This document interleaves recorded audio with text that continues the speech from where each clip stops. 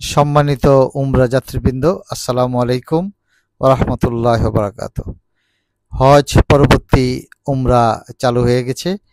এখন বাংলাদেশ থেকে যেসব ভাইয়েরা বোনেরা উমরা যেতে চান তারা তৈরি হচ্ছেন এবং কাফেলা তৈরি করে মুআল্লিমদের সাথে বা এজেন্সির সাথে কথাবার্তা বা আলোচনা করছেন। এই পর্যায়ে আমি উমরা যাত্রীদের জন্য কিছু গুরুত্বপূর্ণ এবং উল্লেখযোগ্য কিছু ইনফরমেশন বা টিপস নিয়ে আসছি। আমি একে মুশির রহমান।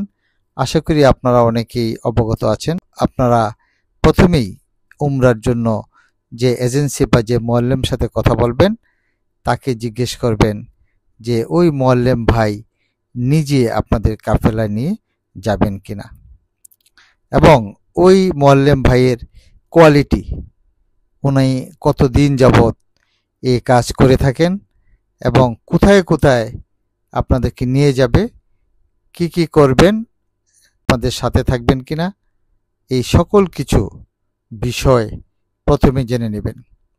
না এজেন্সির অন্য কাউকে দিবেন যাদের সাথে আপনাদের কোনো সম্পর্ক নাই।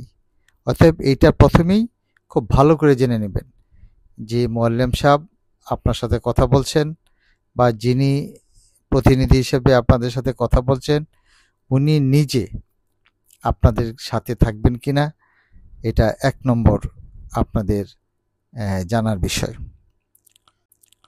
২ নম্বর হলো উনি ওনার ব্যবস্থাপনা কেমন, উনি হজ সম্পর্কে, উমরা সম্পর্কে বা মক্কা এবং মদিনার বিভিন্ন জায়গা সম্পর্কে ওনার ধারণা কেমন, ওনার পড়াশোনা কেমন বা এই বিষয়ে ওনার কেমন জ্ঞান গভীরতা আছে, এই বিষয়টা ভালো করে জেনে নেবেন। কারণ আপনারা এত কষ্ট করে এত দূর যাবেন, ওখানে গিয়ে যদি ভুলভাল শেখানো হয় বা ইনফরমেশন না জানে তাহলে তো আপনাদের এই সফরটা সম্পূর্ণ বৃথা হয়ে যাবে। অতএব এ বিষয়ে অত্যন্ত চৌকান্না হয়ে সুন্দরভাবে, শুধু কম টাকার লোভে না পড়ে ভালোভাবে যাচাই বাছাই করে মুআল্লিম সাহেব যিনি যাবেন তাকে জিজ্ঞেস করে সে কি কি কাজ করবে এটা পুরোপুরি লিখে আপনাদেরকে যেন দেয় যে আমরা এমন এমন জায়গায় নিব, এমন এমন জায়গায় আমি দেখাবো, এগুলি আপনাদের সাথে থাকবো, সকল কিছু কনফার্ম করে আগে মুআল্লিম নির্বাচন করবেন।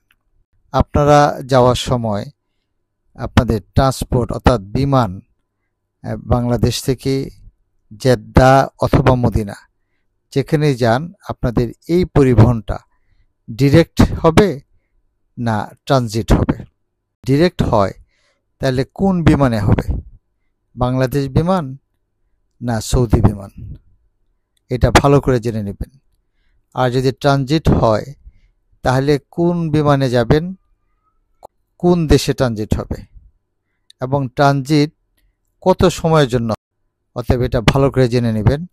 ট্রানজিটের সময় আপনারা যে বিমানে যাচ্ছেন সেই বিমানে আপনাদের যাওয়ার সময় লাগেজ ওয়েট কতটুকু, কেবিন ওয়েট কতটুকু এবং আসার সময় এই লাগেজ ওয়েট কতটুকু এবং কেবিন ওয়েট কতটুকু, তাহলে বিমানের এই ব্যবস্থাপনাটা খুবই ভালোভাবে জেনে এবং লিখিত আকারে নিয়ে নেবেন। বিমানে নামার পর জেদ্দা থেকে মক্কায় ট্রান্সপোর্ট কিভাবে হবে সেই বিষয়টাও ভালো করে জেনে নেবেন। তারপরে হলো হোটেল। হোটেলগুলি মক্কা এবং মদিনায় কাবা ঘর অর্থাৎ হারামাইন শরীফ থেকে কতটুকু দূরে, সেটা হাঁটা রাস্তা ভালো করে জেনে নেবেন। হারামাইন শরীফ থেকে কোন দিকে, কোন এলাকায়, সেটাও ভালো করে জেনে নেবেন। কারণ যদি মিসফালা এলাকায় মক্কায় থাকেন তাহলে এক সুবিধা, আর যদি এর বাইরে অন্যান্য এলাকায় নিয়ে যায় তাহলে অন্য এক সুবিধা অসুবিধার ব্যাপার রয়েছে বা উঁচু জায়গা আছে, সেক্ষেত্রে যেসব বৃদ্ধ বা শিশু থাকবে তাদের বা অসুস্থ হাজি সাহেবরা থাকবে তাদের জন্য অনেক কষ্ট হয়ে যাবে। অতএব এই বিষয়টুকু ভালো করে আপনারা জেনে নেবেন লিখিত আকারে।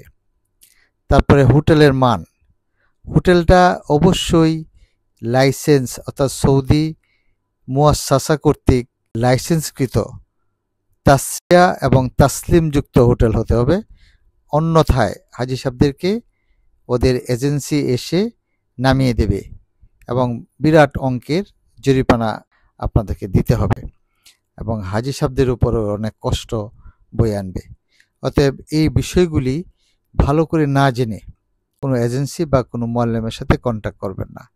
খুব ভালো করে হোটেলের ব্যাপারটা জেনে নেবেন। হোটেল অবশ্যই তাসরিয়া এবং তাসলিম যুক্ত হইতে হবে। এই দুইটা লাইসেন্স অবশ্যই থাকতে হবে, কারণ এটা হেভি রিস্ক।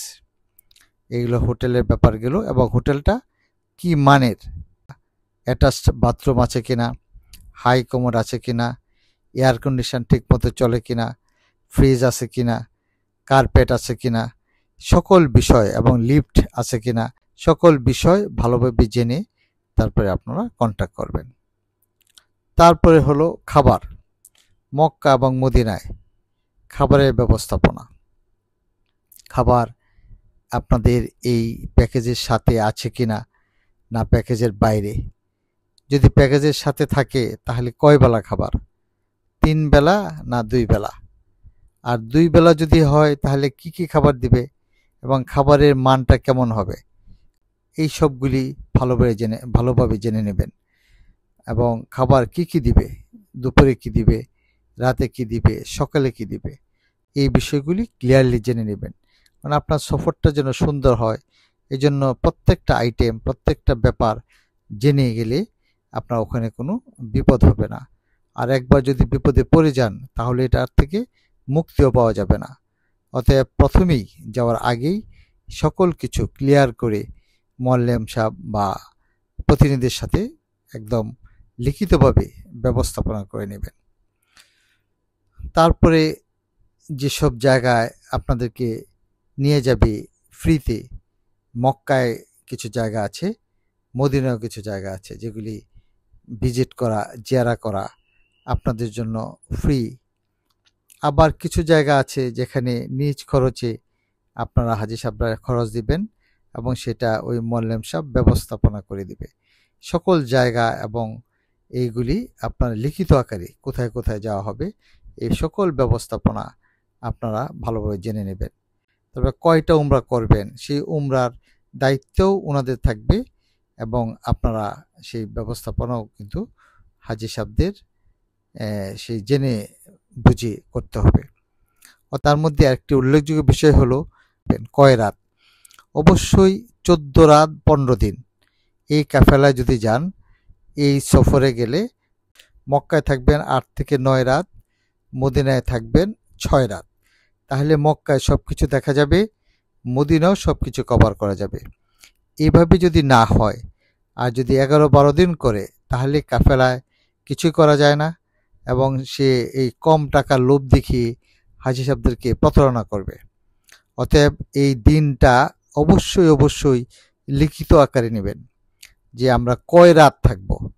মক্কায় 9 রাত, মদিনায় 6 রাত, এই 15 রাত বা 14 রাত কমপক্ষে।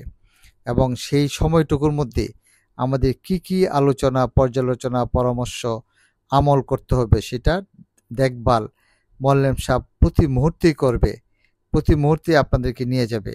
সেটা যেন বিস্তৃতভাবে কাগজে লিখে আপনাদেরকে দেওয়া হয়।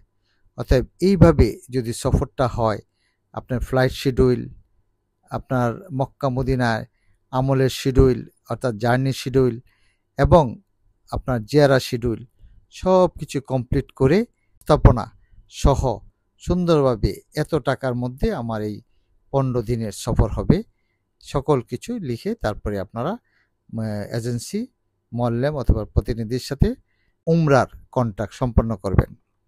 আশা করি এই বিষয়ে আরও বিস্তারিতভাবে আমি বলবো। অতএব আপনারা চৌকন্না থাকবেন যেন নিজে প্রতারিত না হন এবং অন্য কেউ যেন আপনারা দ্বারা কোনো কষ্ট না হয়। কম টাকার লোভে উমরায় এই ধরনের এজেন্সি বা প্রতিদিনের সাথে আপনাদের চুক্তি করবেন না। 5,000 টাকা কমের জন্য, 10,000 টাকা কমের জন্য আপনারা কখনোই এই চুক্তিতে গিয়ে মক্কা বা মদিনায় গিয়ে প্রতারিত হয়ে একদম হজ বা উমরার মতো এত দামি একটি আমলকে নষ্ট করবেন না। এই প্যাকেজের মধ্যে অন্তর্ভুক্ত সকল কিছু কাগজে পত্রে লিখে তারপরে নেবেন, যেন পরবর্তীতে আপনি ওই এজেন্সিকে অথবা প্রতিনিধিকে অথবা মুআল্লিমকে আপনি প্রশ্ন করতে পারেন, ধরতে পারেন। আল্লাহ সুবহানাহু ওয়া তাআলা আমাদেরকে বোঝার তৌফিক দান করুন এবং সকল কাজকর্ম যেন সুন্নত মোতাবেক হয়, আল্লাহর ভয়ে হুজুর পাক সুন্নত অনুযায়ী আল্লাহর হুকুম পালন করার জন্য আমাদের সকলেই যেন উদ্গ্রীব থাকি এবং সহায়তা করি একে অপরকে। আল্লাহ আমাদের তৌফিক দান করুন।